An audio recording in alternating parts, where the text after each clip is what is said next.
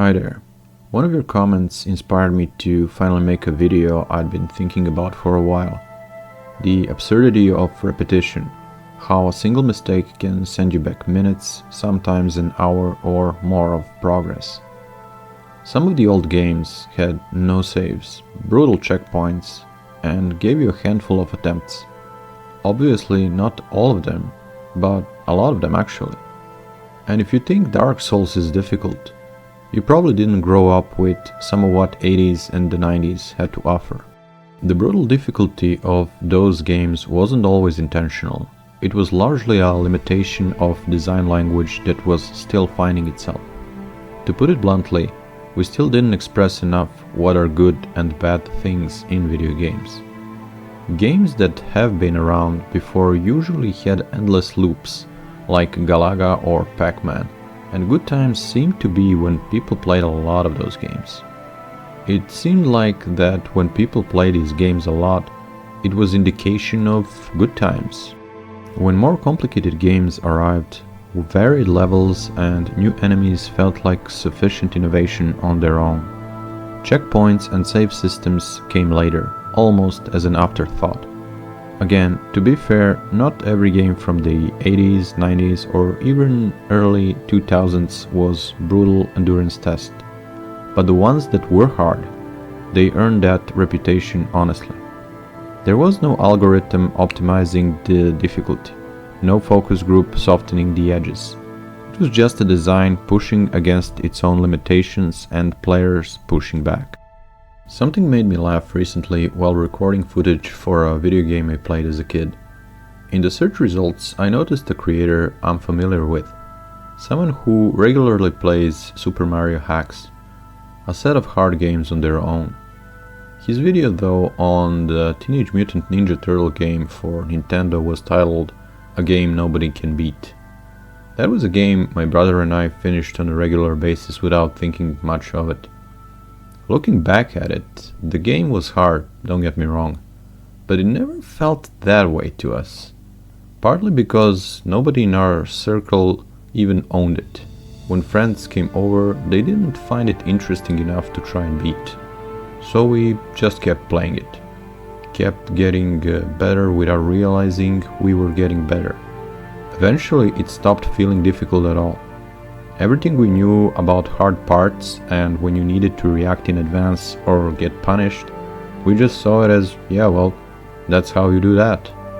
No streamer fake reactions, no drama, it just was what it was. And that's the thing about difficulty. Sometimes it's not the game that changes, it's you. But now we arrive at one of the finest examples of game design ever conceived. The Legend of Zelda, A Link to the Past. This is one of those rare jewels that if you haven't played it, I genuinely encourage you to. It stood the test of time for a reason. You might look at it and think the graphics don't hold up, or the top-down camera isn't your thing. I'd encourage you to look past that. What's underneath is worth it. The story is intentionally minimal. And not unlike Super Mario Bros., there is a great evil attempting to consume the world. And through the passing of your uncle, both literally and metaphorically, handing his torch to you, the responsibility of facing that evil falls on your shoulders alone. It is up to you to overcome this great evil and show persistence in the face of danger. This evil is going to devour your whole world unless challenged. Simple premise, enormous world, and everything left for you to discover. What makes A Link to the Past so special is something every subsequent Zelda game tried to replicate with varying degrees of success. A design blueprint that feels almost accidental in how elegantly it works. The game never teaches you through tutorials or walls of text. Instead, it teases you from the very beginning with details quietly planted in the environment. A crumbling wall, stones that slightly look larger than the others. A maze-like structure you can do nothing with, yet. None of this confuses you. It makes you curious. How does one overcome this? The question plants itself and waits.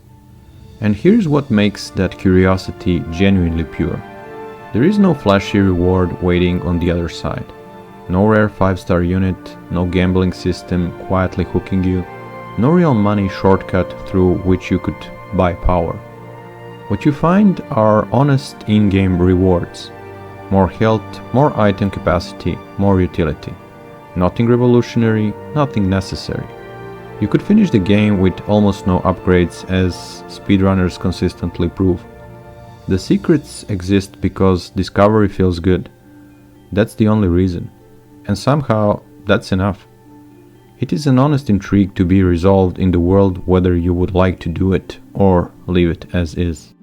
To me, this is the game every adventure game developer should be required to play before touching a single line of code. Not just to understand how to navigate players subtly and tease them with possibility while preserving absolute freedom to roam, but to understand that this balance is genuinely an art form. And mastering it takes humility and thorough, meticulous planning. Link to the Past's genius doesn't announce itself at the start and quietly disappears. It runs through the entire game. Later stages combine techniques you learned earlier without telling you to combine them. Instead, they simply show you a crack in a wall or a treasure chest on an unreachable ledge with no obvious path to it. Everything you need is already in your inventory. The game just waits for you to realize it. Every secret found upgrades your character slightly. Nothing is lost if you miss it. Nothing is mandatory if you find it. You pursue it purely because it becomes a personal challenge. Clearly visible, logically sound, retryable at any moment without a penalty. If you can't do the puzzle right now, don't worry about it. Go defeat a boss, acquire a new ability, return to the unreachable ledge with fresh eyes. Try to solve a puzzle again, or don't. The loop is honest and completely yours to navigate. Modern developers could learn something uncomfortable from this. There is a quiet narcissism embedded in contemporary game design. Yellow paint marking every climbable surface because the developers don't trust their own environmental design. Forced sequences ensuring you witness every crafted moment whether you want to or not. The irony is that in demanding recognition, they guarantee the opposite: indifference or even aversion. Players notice when they're being shepherded, and increasingly they resent it. You might think it's just a kid's game that some people played 30 years ago. Why does it matter? The surface doesn't matter. What lies beneath does. The core design philosophy, Link to the Past embodies, isn't genre specific. It doesn't matter if you make shooters, strategy games, relaxing exploration experiences, or anything in between. These principles apply universally, and players will always sense when they're missing. They might not articulate it, but they'll feel nagging sense that this game had real potential if only it did one thing differently or another thing better. That feeling is the spectrum between 0 and 100, and every game lands somewhere on it. When a player fails to understand the mechanic, it isn't always the player's fault. It's the game's responsibility to demonstrate its own tools clearly enough that discovery feels natural. What makes Link to the Past exceptional is that it did this with enough confidence to then build elaborate puzzles combining those same mechanics, trusting players completely to figure it out. That trust is rare and worth celebrating. We spend a lot of time discussing games that treat their players as if they are not very bright. Maybe we should spend more time uplifting the ones that hand their players the tools to be genuinely creative and discover things on their own pace. You're treated with respect, not just as another paying customer. You might think that by this logic Dark Souls has failed its players completely. My view is quite the opposite. Dark Souls applies the same core design philosophy as Link to the Past, but calibrated for an audience that responds to hard trial and error as the primary language of discovery. The brutal difficulty isn't failure in communication, it's the mechanic through which the game teaches. Die, learn, adapt, return. The lesson delivery is different, but the respect for the player is identical. It works precisely because of the world Dark Souls builds and for exactly the kind of player that world attracts. The philosophy is the same. Here are the tools, here's the world, figure it out, we trust you. Dark Souls deserves its own dedicated conversation, and honestly that's a video I'm looking forward to making. But the symbolism embedded in its enemies, its location, its deliberately vague storytelling is a subject that requires a serious examination. But for now, it's enough to say that the best game designers across generations seem to arrive at the same conclusion through a very different approach. To give A Link to the Past its final due, any kid who played through this game without a guide or walkthrough genuinely benefited from the experience in ways they probably never consciously registered. The game hands you every tool you need, shows you just enough to spark curiosity, and then steps back with complete confidence that you'll figure out the rest. That quiet confidence in the player is what makes it timeless. If you're worried about what modern games are teaching the younger people in your life, and based on everything we've discussed, you might consider introducing them to A Link to the Past as one of the most constructive things you could do. Let them struggle with it, let them discover things at their own pace, let them feel what genuine earned progress actually feels like. The industry rarely gives enough credit to the games that genuinely develop the mind. Logic, patience, creative problem solving, spatial awareness, Link to the Past builds all of it quietly, without ever announcing that it's doing so. That might be its greatest design achievement in video games development history. Whenever I think about games like A Link to the Past, it fills me with genuine hope, and briefly makes me forget just how many modern games have missed the mark so completely. The contrast is stark, but it doesn't have to be discouraging. Every great medium went through this.